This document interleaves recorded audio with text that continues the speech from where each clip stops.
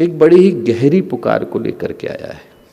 ज्योति कलश यात्रा का उद्देश्य वैसे देखें तो एक ही है कि जिस ज्योति को पूज्य गुरुदेव ने, वंदनीय माता जी ने अब तक अखंड रखा, उसको प्रचंड बनाने का दायित्व तो हम लोगों का है। घर घर तक, जन जन तक, हर व्यक्ति तक पहुंचाने का भाव हम लोगों का है। उन सारी जगहों तक पहुंचने का भाव हम लोगों का है जहां तक अभी गायत्री परिवार पहुंच नहीं पाया है। बिल्डिंग तैयार हो जाती है तो बिल्डिंग के तैयार होने के बाद जिनके हिस्से उसको फाइनल टच देने की जिम्मेवारी आती है, उसको इस दृष्टि से देखते हैं कि कहीं पर कोई पेंट छूट तो नहीं गया है, कहीं पर सीमेंट छूटा तो नहीं है, कोई ऐसा स्थान तो शेष नहीं है जहाँ पर रंग रोगन लगाना, डिस्टेम्पर लगाना, पेंट लगाना बाकी तो नहीं रह गया है। हम लोगों का डिस्टेम्पर, हम लोगों का पेंट, हम लोगों का सीमेंट गायत्री मंत्र है, गायत्री उपासना है, गायत्री की साधना है। हम लोगों को ये सोचने की आवश्यकता है कि इस पूरे संसार के अंदर मध्य प्रदेश का वो कौन सा हिस्सा रिक्त रह गया है जहाँ पर अभी गुरुदेव पहुँच नहीं पाए। उन जगहों तक हमें गुरुदेव माता जी को, उनके चिंतन को, उनके दर्शन को, उनकी साधना को, उनकी तपस्या को, उनकी विचारणा को, उनके जीवन दर्शन को लेकर के जाने की आवश्यकता है। ये बताने की आवश्यकता है कि हमारे लिए गुरुदेव माता जी मात्र आश्रम के संस्थापक नहीं थे।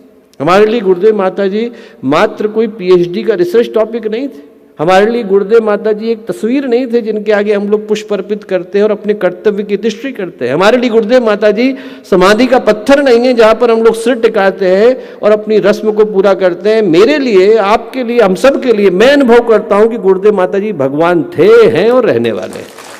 उस सत्य को लोगों तक पहुंचाने की आवश्यकता है। हजारों लोग हैं दोस्तों जिनके कान अभी तक इस भाव को छूने से वंचित रह गए, छूट गए। उन तक इस सत्य को पहुंचाने की आवश्यकता है कि गुरुदेव माता जी किस चेतना का नाम है, किस व्यक्तित्व की, किस विभूति की, किस संपदा की बात हो रही है, किस आध्यात्मिक उन्नति की, किस उत्कर्ष की बात हो रही है। उस सत्य से उन लोगों को परिचित कराने का क्षण आ रहा है। जिस जगह पर हम लोग आकर के बैठे दोस्तों, ये मात्र शांति कुंज की भूमि नहीं है। मैं कहता हूं कि हम लोग गुरुदेव माता जी के अंदर आकर के बैठे। ये जो शांति कुंज की भूमि है, सही पूछे तो गुरुदेव माता जी का पूरा शरीर है, कण कण के अंदर वही व्याप्त है। यहां पर लोगों को लगता भर है कि कोई बैठा है और किसी चीज को चला रहा है, चला वही रहे। आगे की तरफ कोई भी कार्य करता दिखे, पीछे की तरफ चेतना एक ही शक्ति की है जिनको हमने पूज्य गुरुदेव और वंदनीय माता जी कह करके पुकारा। वर्षों पहले की घटना है, सत्य घटना है। एक सज्जन थे, उनकी किसी बात से ही शांति कुंज के अंदर कुछ कार्यकर्ताओं को लगा कि कुछ बातें सही नहीं है। उनने 2-3 हफ्ते लगकर उनकी बातें रिकॉर्ड करी और रिकॉर्ड करने के बाद गुरुदेव के पास लेकर के गए। गुरुदेव से कहा कि गुरुदेव ऐसा ऐसा वो बोलते हैं, उनकी बात को हमने रिकॉर्ड किया है। गुरुदेव ने कहा कितने दिन लगाए बेटा रिकॉर्ड करने में? बोले 3 हफ्ते में रिकॉर्ड किया। तो गुरुदेव बोले देख, इससे वो क्या करता है ये तो पता नहीं तो कितना सिद्ध कर पाया, पर तू क्या करता है तूने सिद्ध कर दिया। 3 हफ्ते यदि लग करके तूने किसी व्यक्ति की बातों को रिकॉर्ड किया तो तूने ये प्रमाणित किया कि तू इतना खाली है कि तेरे पास इसके अलावा और कोई काम नहीं। दूसरा, इतने दिन जो तूने बुरा सोचा, बुरा कहा, बुरा किसी के प्रति भावना करी, तो व्यक्तित्व किसका पतित हुआ? तेरा ही तो हुआ। तेरा क्या भला हुआ? उसका भला हुआ नहीं हुआ वो तो वो जाने, उसके कर्म जाने, पर तेरा क्या भला हुआ? और गुरुदेव बोले बेटा, उसके बाद जो बात बोले ऐसा है, शांति कुंज में क्या घट रहा है जानने के लिए मुझे तेरी रिकॉर्डिंग की आवश्यकता नहीं।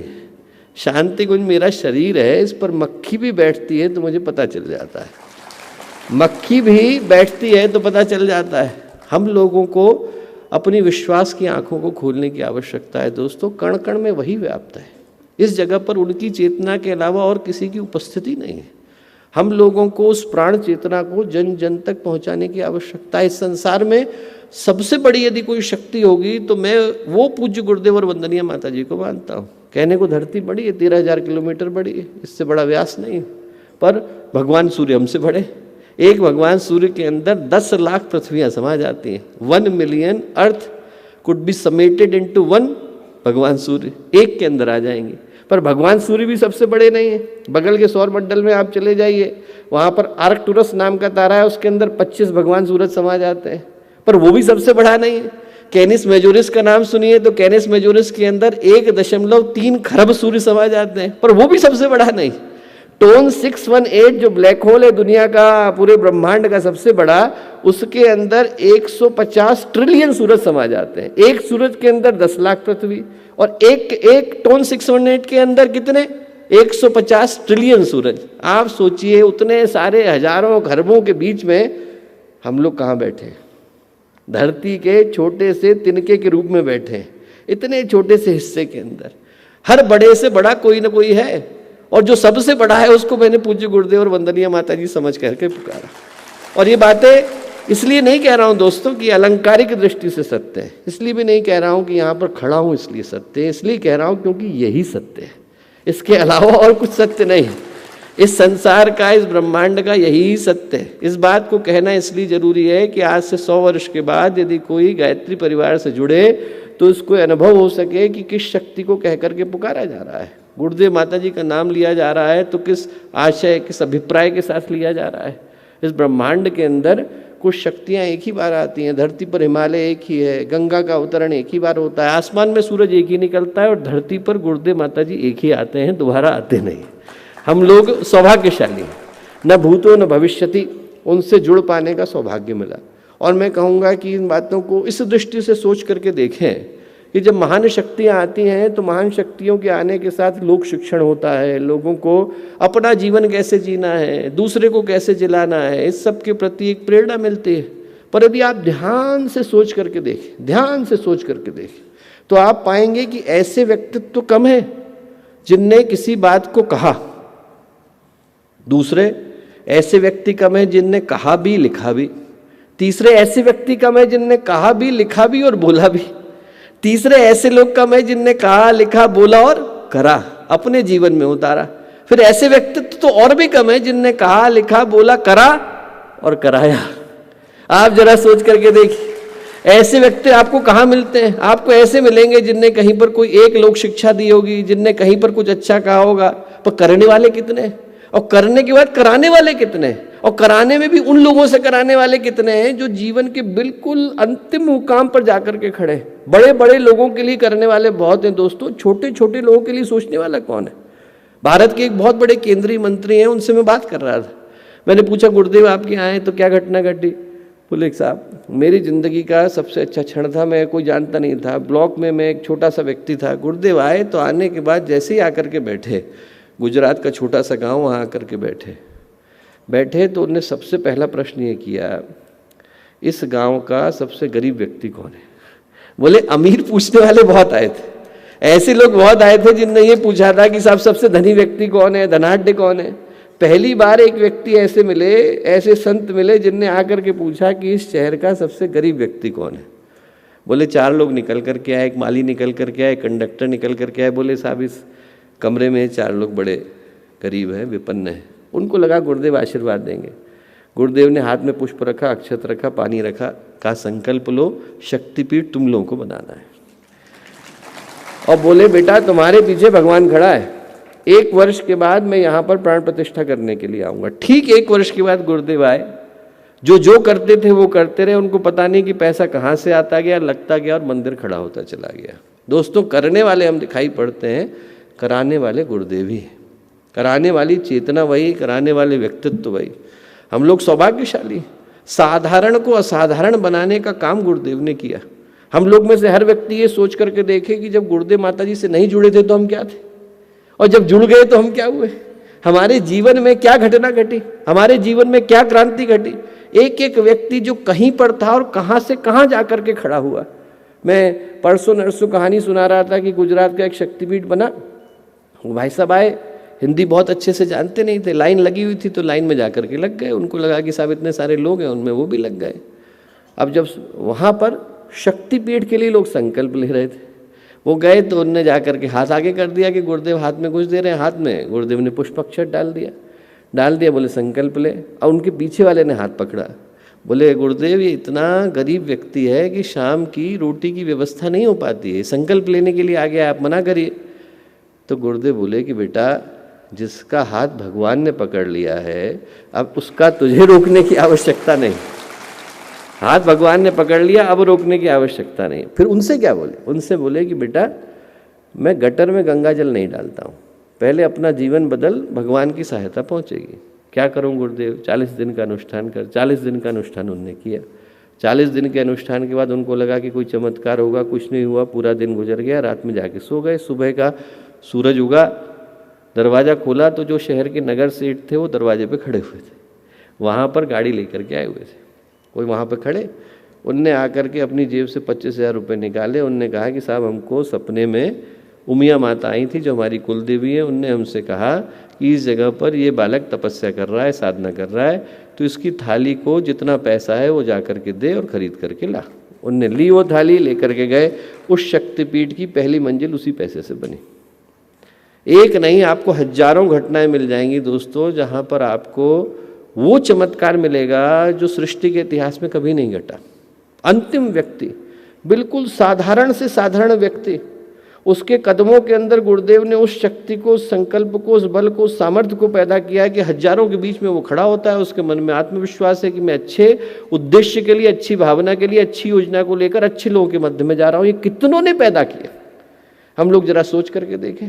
हजारों आपको घटनाएं ऐसी देखने को, सुनने को, पढ़ने को, आपस में बातचीत करने पर मिल जाएंगी, जहां पर लगेगा ऐसे लोग जिनने गायत्री परिवार के लिए काम किया वो तो अपनी तरफ, ऐसे मैं हजारों को जानता हूं जिनने गायत्री परिवार के लिए कुछ काम नहीं किया, पर गुरुदेव के पास आए तो खाली हाथ नहीं गए, लेकर के वो भी गए। ऐसा न जाने कितने लोग आपको मिलेंगे। चलो हमारा परिवार है, हम अपने परिवार के लिए करें ना। गुरुदेव ने मानवता के लिए किया, विश्व मानवता के लिए किया, हर उस व्यक्ति के लिए किया जो उनके पास आया और किसी न किसी उद्देश्य को लेकर के आया। दोस्तों, उस गुरु सत्ता से हर व्यक्ति को परिचित कराने का समय आ रहा है, याद कराने का समय आ रहा है कि जो उनसे जुड़ा वो लोहा बन करके गया और पारस से छुआ तो सोना बन करके लौटा।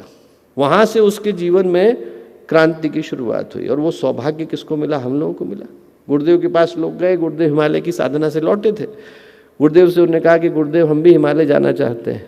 गुरुदेव ने कहा कि बेटा चढ़ना हो तो आदर्शों के हिमालय पे चढ़ो, उस हिमालय पे चढ़ो जिस पर चढ़ने के बाद व्यक्ति का जीवन बदलता है।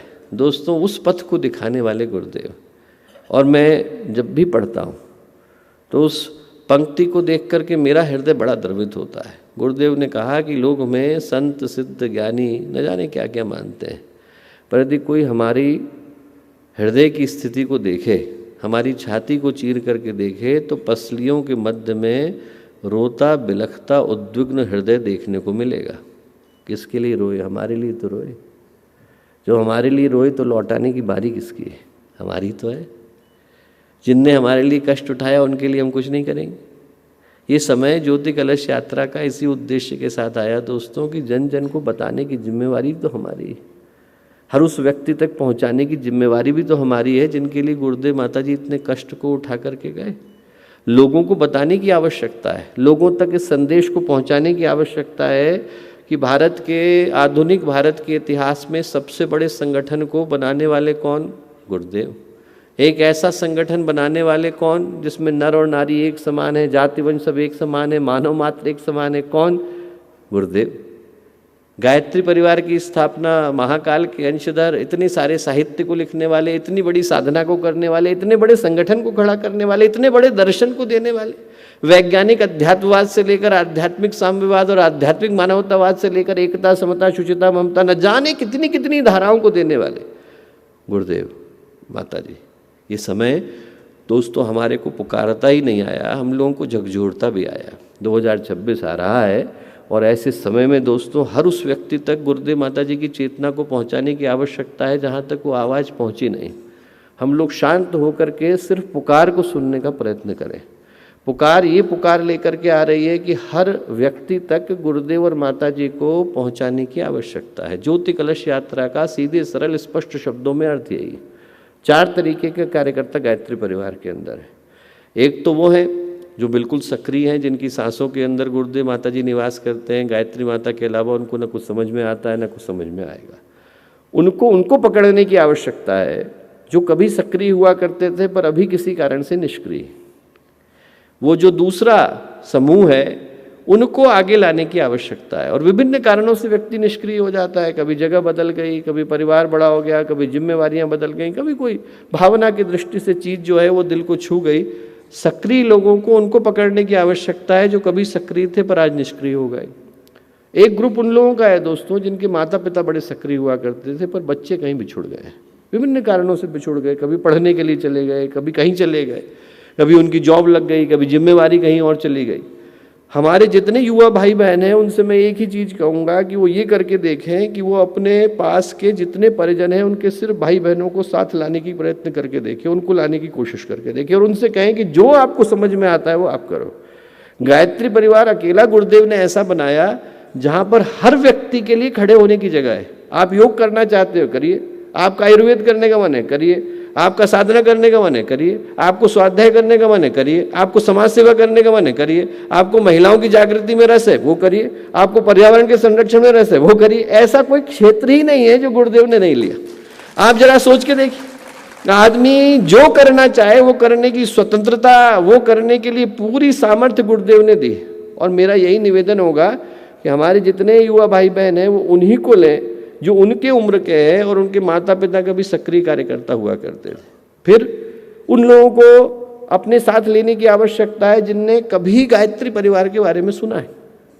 गायत्री परिवार नाम सुना है, युग निर्माण योजना नाम सुना है, कभी वो शांति कुंज आए, कभी उनके घर में अखंड ज्योति आती थी, कभी दर्शन में आ गए, कभी हरिद्वार आए थे तो यहाँ पर प्रणाम करके गए। ऐसे जितने लोग हैं उनको बताने की आवश्यकता है। उनके लिए यदि हम हर केंद्र पर एक एक महीने में सिर्फ 3 घंटे का सत्र करते हैं कि आप हरिद्वार को जानते हैं, पहचानने का काम करिए।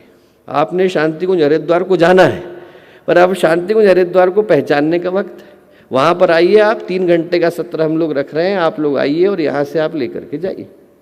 तो मेरा विनम्र निवेदन होगा कि एक तो हम उन लोगों तक पहुँचे, एक मेरा निवेदन होगा कि हमारी जो पहचान होती है, भगवान सूर्य की तरह से गुरुदेव का व्यक्तित्व है, पर सूर्य की पहचान किससे होती है? किरणों से होती है।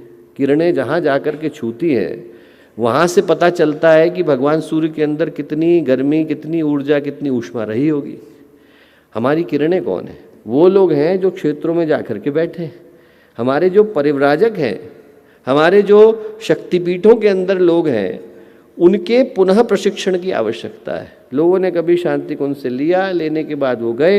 अब इतने वर्षों में ज़माना बदल गया है, इतने वर्षों में शांति उनका तरीका बदला, बहुत सारी दूसरी चीज़ें बदली, उनसे बहुत सारी चीज़ों से जिनसे वो अपरिचित हैं। उसके लिए मेरा विनम्र निवेदन होगा कि हम राज्य स्तर पर कम से कम एक प्रशिक्षण को रखें। वहाँ पर उन लोगों को जरूर बुलाएं जो कि अपने अपने क्षेत्र में, एक मध्य प्रदेश की जो सबसे बड़ी खासियत है और सबसे बड़ी खूबसूरती है कि मध्य प्रदेश में लोगों ने क्या किया है कि एक एक क्षेत्र को लिया और उसमें उनने विश्व स्तरीय काम को किया। किसी ने कहा कि हम कन्या कौशल करेंगे, विश्व स्तरीय करेंगे। किसी ने कहा हम पर्यावरण संरक्षण करेंगे, विश्व स्तरीय करेंगे। किसी ने सोचा कि हम स्वावलंबन को लेंगे, विश्व स्तरीय करेंगे। एक एक धारा को लिया और उसको विशेषज्ञता के साथ स्थापित किया। ऐसे जितने लोग हैं, जितने भी हम लोग के, और आधे से ज़्यादा लोग तो यहीं इसी सभागृह के अंदर विद्यमान है। मेरा निवेदन होगा कि जैसे किसी ने विद्या विस्तार को लिया, किसी ने जो है ग्राम स्वावलंबन को लिया, किसी ने जो है शक्तिपीठ आदर्श कैसा बनना चाहिए, आप जाएं तो वहाँ पर आपको देखने को मिलेगा कि आदर्श शक्तिपीठ का स्वरूप कैसा होना चाहिए, उनके यहाँ जाने पर आपको महसूस होगा। ऐसे न जाने कितने लोग हैं जो अभी इसी सभागृह के अंदर विद्यमान है। मैं कहूँगा कि वो लोग जहाँ वहाँ जाकर उन परिव्राजकों को प्रशिक्षित करने का काम करें। कम से कम राज्य स्तरीय कार्यशाला तो उन्हीं के द्वारा संपादित होनी चाहिए। हम लोग कहते हैं कि मेडिकल में डॉक्टर जो होता है, जो पेशेंट देखता है और जो पढ़ाता है, वो दो अलग अलग है। जो पढ़ाता है जरूरी नहीं कि अच्छा पेशेंट देखता हो, और जो अच्छा पेशेंट देखता है जरूरी नहीं कि वो अच्छा पढ़ाता हो। तो जो पढ़ा रहे हैं और जो कर रहे हैं उसमें सफलता तो उन्हीं की जो एक्चुअल में कर रहे हैं। जब आप उनसे जाकर के सीखेंगे जो एक्चुअल में वहाँ जाकर के कर रहे हैं, क्षेत्र में जगा रहे हैं, तो उसके माध्यम से लोगों को जगह पाना संभव हो सकेगा। तो दूसरा विनम्र निवेदन होगा कि हम हमारे जितने कार्यकर्ता जो क्षेत्र में काम कर रहे हैं उनके प्रशिक्षण की व्यवस्था बनाएं। तीसरा, इस बार एक नया प्रयोग शुरू हो रहा है और अद्भुत प्रयोग शुरू हो रहा है। प्रयोग ये शुरू हो रहा है कि हम लोगों का जो मुखपत्र है पाक्षिक प्रज्ञा अभियान, उसका हम लोग हर राज्य का एक संस्करण शुरू करने जा रहे हैं। अभी तक ये व्यवस्था थी कि केंद्रीय होता था, पर गतिविधियां बहुत सारी बढ़ गई हैं। मध्य प्रदेश अकेली की गतिविधि को ले लें और आप 15-15 दिन में छापें तो वो सारी की सारी एक पत्र के अंदर ला पानी संभव नहीं।